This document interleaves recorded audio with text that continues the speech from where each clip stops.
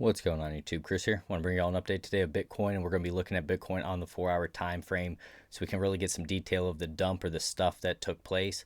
Right now Bitcoin's at $11,347.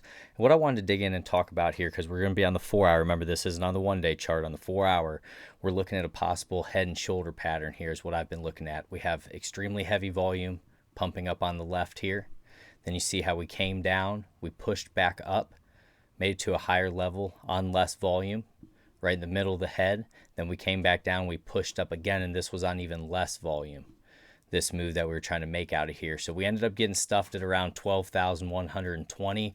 Yesterday we were looking at potentially going up to that 12,528 if we had continued buying pressure and it just didn't step in, and we got this dump to the downside. So now what we're fighting with is this 11,382, trying to find support off this area. We'd been down here before. We had these tweezer bottoms. We found support last time. We're going to have to see if we can find it there. Ultimately, what I'm looking at here is for us to stay up above and in this purple trend line. That's my uptrend line.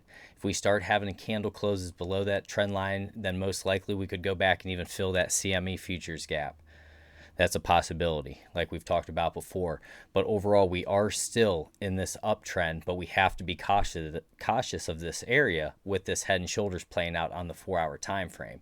Now, if we bounce out to the 1-day, and we're going to look at some indicators with this so we can kind of see what's going on. So today, if we had this type of candle close that we have now, it would be a bearish engulfing candle. And that's a very powerful candle, and it's on volume here. But what was different about yesterday is we had some decent volume. It was a little bit above average volume. We were still trying to make it up through that 12,528, but we just had the brakes put on us there. And now we're fighting to try to stay up above that 30 EMA as well. And that's going to be at 11,448.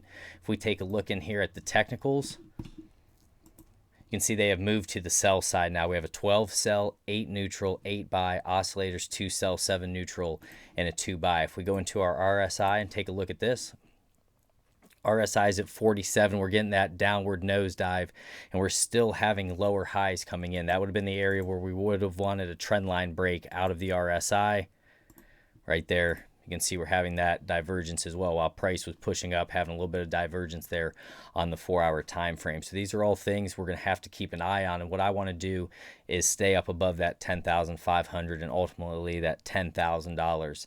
Because if we get trapped below 10,000 again, it's going to be tough here, guys. So we have to reevaluate everything that we're looking at by each day and the buying and selling pressure that's coming in. A lot of times they'll come in with these big manipulations like we had back in here.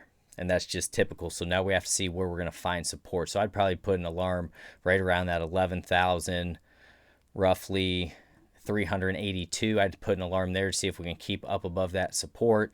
And then below that, it'd be down around that 10,419 where we had that resistance to support flip. We're going to continue to try to hold that, but just be careful in this area. Really draw these trend lines. Watch these areas, guys. This is some selling pressure that's coming in, so just be careful. God bless each and every one of you. Take care, my friends.